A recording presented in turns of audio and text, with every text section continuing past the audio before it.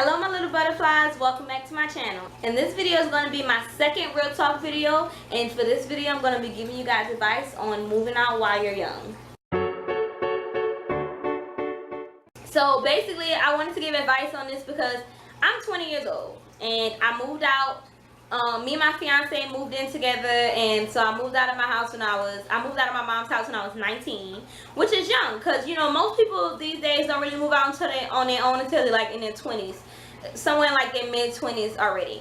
But when I actually was going to my first college, which was Southeastern, and I lived on campus, I actually got used to, you know, having my own space and being on my own. So it's like when I came back home, I was like, this feels weird because I'm used to just being in pretty much my dorm room was like my own house. Like, it's like I didn't have to, you know, share anything with anybody. I didn't have to like share my space. I had space to myself. So coming back home, it was hard to be cramped up in one space again. When I was in my dorm, I had a private dorm, so it's like me and my roommate, we had our own rooms, but we shared a kitchenette and the bathroom. But I had my own room. I could come and go as I please, you know, didn't have to, you know, tell you where I was going. I could just leave and, you know, stay out as long as I wanted and come back whenever, because, you know, I could. So when I got back home, I was just used to that, and I just, ever since I had got back home, I just felt like, okay, I'm ready to move out and have my own place and have my own space again. So, I mean, it's not hard to move out while you're still young, while you're a teenager. It's not, I don't want to say it's not hard, but it's not a piece of cake either. Because if you do everything the right way, it can be a really easy transition for you. Like, the first thing is you need to save your money. Like, and I mean like save your money. And this is something that I didn't do, but I wish I would have done. It would have been so much easier. Like, say, I want to say when you're going to save your money, I want to say you want to have at least 2 months rent set aside. And I want to say, just guess that you're going to be paying $800 for rent. Just to get an estimate on how much you should put aside.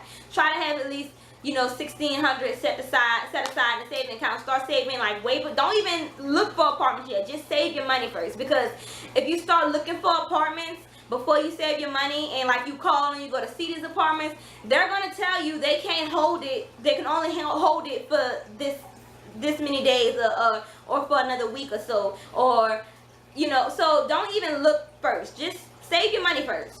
And then when you get that, because once you actually start looking, you're gonna, and like you find an apartment you like, you're gonna have to put down a deposit. You're gonna have to pay application fees. Then if you actually get the apartment, you're gonna have to pay first month's rent, and depend on what half of the month you move in, it might be first month's rent plus the rest of that whatever month you're in. Like a lot of apartments tell you have to move in. If you move in before the 15th, you only pay the prorated rent for the rest of the month, and that's it. But if you move in after the 15th, you have to pay the prorated rent for the rest of that month plus whole next month's rent, which is what happened to us when we moved in our first apartment. That's exactly what happened to us. We moved in in November. It was a little bit before, I think it was like 2 or 3 days before Thanksgiving. So we had to pay the rest of the rent for that month plus all of December's rent before we could even move in. And that put a hurting on our money, having to pay a whole month rent plus like $200 and something or whatever, $300. I can't even remember how much it was, but I just know it's ridiculous for like a week left in the month. I know that much. So just save your money to the side, because if you don't, like we didn't do that. And when we first moved in, it was like hard. Like our first meal was like hot dogs, because it's like, dang, we didn't save our money, so now we don't really have money for food, because we're trying to make sure we have money for gas. But we did have some food, because we did buy some food and set to the side, you know, before we actually moved. But we didn't look at, oh shit, maybe we should have been saving. And it's not like we didn't know we needed to save money. It's just that time creeps up on you, and you thinking you have way longer to save the money than you really do. And they actually made us move in earlier than we wanted to, because they was telling us they wasn't going to be able to hold the apartment for more than a week, even though they had our deposit in. Even though we got approved for the apartment, they're telling us they weren't going to be able to hold it that long. But they're only going to be able to hold it for another week or so. So we moved in earlier than we wanted to. We actually wanted to move in at the beginning of December, so we won't have to pay the first month, but that's not how it worked out. So definitely, you know, save your money and don't live above your means. Like, don't spend more than you make. When you expect, like, when you're living in your parents' house, like, this doesn't even, like, bother you at all, because you don't pay any bills. Like, when I lived in my mom's house, the only bill I paid was my phone bill. Like, I didn't have to pay any bills. The only food I bought in the house was like food that I wanted to eat, like something like specific. So I didn't really have bills to pay. So my whole check would go to like stuff I didn't need, like makeup and clothes and books, like just stuff I didn't need, but it was stuff I wanted. And I would be okay with not having money like for another 2 weeks until I got paid again. But now that I actually have bills to pay, it's like, okay, I need to put this aside, that to the side. I can't spend this on that, even though I'm gonna have this left, because I never know. You never know what's gonna pop up. So don't spend more than you make. Look at your check. Don't just, the first thing coming out of your check is stuff that you want and not need. You make sure your needs come out first. That's gonna make moving out on your own so much easier. Like, saving your money and not spending more than you make is gonna make it so much easier when you move. Another thing that I would say is to make a budget and like stick with it. Like, if you, whether you're gonna live on your own or whether you and someone else is moving in together, you're gonna have a roommate, you guys need to sit down, or you need to sit down with somebody and just make a budget and see how much, you know, you're gonna need to set aside for your bills. Because some apartments you have all utilities paid, but most apartments you just have to pay your light bill, because majority of apartments pay your water bill, but you have to pay your light bill. So you need to set aside and see how much you're gonna be paying every month for rent, how much your light bill is gonna be, how much, you know, you're gonna be paying for cable. You know, if you gonna be getting you know, phone with your cable package, which I don't, because I don't need a landline, because it's nothing but aggravation anyway. Everybody calls my cell phone anyway. It's not gonna be nothing but aggravation. You get a landline, so don't even get that. But if you do, you need to see how much all of that is gonna be, and look at your check and how much you make when you get paid every 2 weeks or every week or whatever, and see how much you need to put aside out of every check to make sure all your bills are getting paid, but you still have some money to make it to the next check, that you're not just living check to check. You know, if you're going to be moving in with somebody, you need to decide who's going to be paying for what. Like, oh, I'm going to be paying the cable bill, or you're going to be paying the light bill, or we're going to split this, or, you know, just make sure that y'all have an understanding before y'all even move, because that's not a good thing to fight about once you guys finally do move. I didn't have this issue, but I know that's something that people get into it about after they move.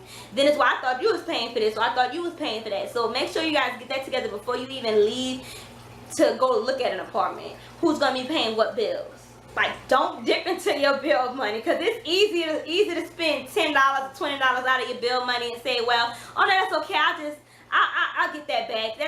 That's no problem, because it's hard to get that money back. Even if you spend $20, those $20 are going to be hard as hell to get back. Because I know I have a lot of pride as a person. So when I moved out on my own, I made it a point, like, I don't ask my mom for anything. Like, I don't even, like, even if I'm hungry, if we didn't have it, like, if we didn't have any food, I would not ask my mama for money for food. Like, I would not, because it was my decision to move out on my own. Thank God I haven't experienced that yet, but, or hopefully I won't experience that. But, you know, it's a pride thing. I don't want to ask my, I decided to move out on my own, so I don't want to ask my mama to help me with anything, because I feel like I should be able to do it by myself, because I made that decision to move, not her. She didn't kick me out. I made that decision. So forcing her to give me money for my decision, I don't think is right. So, like, the last thing, like the biggest thing I could say to like make it an easy transition for you to move out on your own while you're young, is to learn how to prioritize your needs and your wants. You need to, like, it is no more, oh, but I really, really like those pair of shoes, but I have this light bill to pay, or I'm just gonna pay it, I'm gonna get these shoes. No, you need to prioritize what's important. Like, you need to make sure, like, even with your bills, you need to prioritize it. Like with cable, you might not be able to afford to do rent and cable and a light bill. So you need to make up your mind what you're gonna have. I know a lot of people today, like, they don't even do cable, because, you know, the Fire Stick is a big thing. Even Hulu and Netflix, like, you just pay for internet and don't even worry about cable. And a lot of people with the internet, is just like $20 a month for the internet. So, which is what I'm thinking about doing, is just going to get a Fire Stick and just saying goodbye to cable and just pay for the internet every month. It will be a whole lot cheaper, because you're going to end up paying like, what, maybe $30, $40 if you just get the internet, and do like Hulu or something versus you having cable, which is gonna be like $100 and something a month extra. Like you need to look at if you're doing like these subscriptions of what you can afford. Like I don't do bookly box anymore because I don't feel like I have that extra money in my budget right now. I have a baby on the way. I like literally January 3rd she's gonna be here, so I don't get bookly box anymore. I like cut that. I had cut my Amazon Prime. I did get it back though because I did start ordering a lot of stuff like baby stuff off of Amazon, and the price I'm paying for shipping, I'm like, no, I might as well just go back and pay for Prime, and that's a once a year thing, and her stuff will get here quicker and I don't have to pay for shipping. So you either look at that, what things you can cut out of like your subscriptions. If you get like these makeup boxes and like book boxes and stuff, and you either look at your bills and be like, okay, well I can't get this anymore, you need to cut that. It's not important. That's something that can wait until a later time. Like your extra activities, like if you like going out to the club every weekend, you most likely won't be able to do that when you move out on your own. You might not have the money to go to the movies or go to the club or, you know, go to parties and stuff every weekend, because then that's money you're spending on gas. That's if you're going to the movies, money you're spending on the actual movie ticket, on snacks, on, you know, if you're going out to eat with your friends, that's money you're spending out on that you could actually be putting aside for your house or something. You need to prioritize that and see if that's really something that you need to do that month. Is that something that's actually working with your bills right now? Because if it's not, I mean, you're pretty much choosing on if I'm going to keep my lights on or am I going to go out. So what's it going to be? Even things as simple as like credit cards, like Victoria's Secret credit cards, or, you know, just credit cards for like stores. If don't even use them if you can't. Don't do it. Don't do it to yourself. I'm telling you, because I've done it and I wish I hadn't. Like I have Victoria's Secret credit card, and I started just applying for credit cards because they was giving it to me, and I was like, they actually giving it to me. So I got a Victoria's Secret credit card. I used to work at Steinmart. I have a Steinmart credit card. But I'm telling you, if you guys, you know it's not going to be in your budget to pay it back, don't use it. Thank God I don't have like a bank credit card. Thank God, because I don't need those issues. I don't have that, and I don't even think I even want to sign up for one right now. I don't think my money handling is in a spot right now where I can actually trust myself to get a card like that. So you guys need to prioritize what's important on your bills. When you budget, you know, your checkout, look at what you have left over. Even if that means you putting money to the side in your savings, which would be a great thing with you moving out on your own while you're young. You need to have a good savings account to where you can say, well, I'm going to be a little short on this bill this month, so let me take this out of my savings. But don't just take from your savings and don't put back. So definitely try to build you up a little savings account, like an emergency account, just so you can have something on the side in case, oh, I might be $100 short on my rent, or I might be $30 short on my light bill. I can move this from my savings and stuff. Like, that's going to make your life a whole lot easier, a whole lot less stressful, especially if you have a car. Gas is not the cheapest thing in the world, and especially depending on how long your commute is from your house to your job or from your house to school, or all three of those things. Gas can be a really expensive factor in this. Like, you might have, and depending on what kind of car you have, if it's a gas guzzler, you definitely need to budget out how much money you're spending for gas every month and put that to the side.